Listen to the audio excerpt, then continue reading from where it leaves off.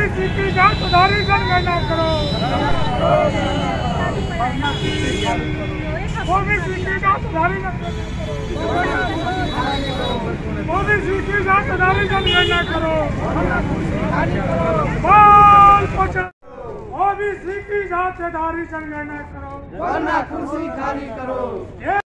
बने 3 काले कृषि कानून वापस लेने, ईवीएम के साथ लगी पेपर ट्रेल मशीन से निकलने वाली पर्चियों का 100% मिलान करने या फिर बैलेट पेपर से चुनाव कराने हेतु हम लोग निम्न मांग करते हैं। पहला है, केंद्र की सरकार द्वारा अभी कुछ दिन पहले सुप्रीम कोर्ट में हलफनामा देकर यह बात निश्चित कर दी गई कि केंद्र सरकार ओबीसी की जाति आधारित जनगणना 2022 की जनगणना में भी नहीं कराएगी। जैसा कि आप अवगत हैं कि आज़ाद भारत में ओबीसी की जनगणना या फिर जाति आधारित जनगणना एक बार भी नहीं कराई गई, जिसका दुष्परिणाम ये हुआ कि पिछड़े वर्ग के सही आंकड़े ही नहीं आए, जिससे ओबीसी के विकास की योजनाएं एवं शासन प्रशासन में उनको पर्याप्त प्रतिनिधित्व देने की नीतियाँ समुचित तरीके से नहीं बन पाई और पिछड़ा वर्ग आज़ादी के 74 वर्षों में भी अधिकार वंचित रह गया। इसलिए पिछड़े वर्ग की जाति आधारित जनगणना होना अति आवश्यक है। इसीलिए हमारी मांग है कि जाति आधारित जनगणना की जाए। दूसरा, इसी प्रकार से केंद्र सरकार द्वारा 3 कृषि कानून लाए गए जो कि ये किसानों के विरोध में है। इससे किसान पूरी तरह से पूंजीपतियों के अधीन हो जाएगा एवं खाद्यान्न दलहन तिलहन किसानों के मजदूर एवं तमाम गरीब तबके के लोग भुखमरी के कगार पर पहुंच सकते हैं। इसीलिए हमारी मांग है 3 कृषि काले कानून वापस लिए जाएं। तीसरा, सुप्रीम कोर्ट द्वारा 8 अक्टूबर 2013 को यह निर्णय दिया कि केवल ईवीएम मशीन से स्वतंत्र निष्पक्ष एवं पारदर्शी चुनाव नहीं हो सकता, इसलिए ईवीएम के साथ में पेपर ट्रेल मशीन लगाया जाए।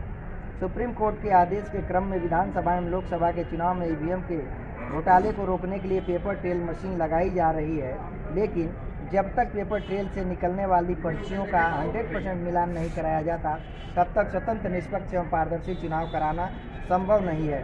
इसलिए हमारी मांग है कि देश में लोकतंत्र की रक्षा के लिए पेपर ट्रेल से निकलने वाली पर्चियों का 100% मिलान कराया जाए या फिर बैलेट पेपर से चुनाव कराया जाए। चौथा, समस्त सरकारी कर्मचारियों अधिकारियों का वर्ष अप्रैल 2004 से बंद पुरानी पेंशन बहाल और लागू किया जाए। पांचवा, निजीकरण समाप्त किया जाए। निजीकरण समाप्त न होने तक सभी निजी क्षेत्रों में 100% संवैधानिक आरक्षण दिए जाएं। छठवां, असम में एनआरसी के कारण 19 लाख लोग नागरिकता से वंचित हुए, जिसमें 14 लाख एससी एसटी ओबीसी के लोग एवं 5 लाख माइनॉरिटी के लोग थे। दस्तावेजों के अभाव में एक बड़ी आबादी नागरिकता के अधिकार से वंचित हो जाएगी। इसलिए हम सीए, एनपीआर और एनआरसी के विरोध में हैं। यदि एनआरसी लागू ही करना है तो डीएनए के आधार पर एनआरसी लागू किया जाए। उपरोक्त मांगों को लेकर राष्ट्रीय पिछड़ा वर्ग मोर्चा ने 5 चरणों में आंदोलन घोषित किया है, जिसके तीसरे चरण के अंतर्गत आज 31 राज्यों में 550 जिलों के 5000 तहसील मुख्यालयों पर रैली प्रदर्शन एवं जेल भरो आंदोलन किया जा रहा है। साथ ही पुनः महामहिम राष्ट्रपति को मांग पत्र प्रेषित किया जा रहा है। मांगें पूरी न होने पर आगे के चरणों में आंदोलन किया जाएगा, जो निम्नवत हैं।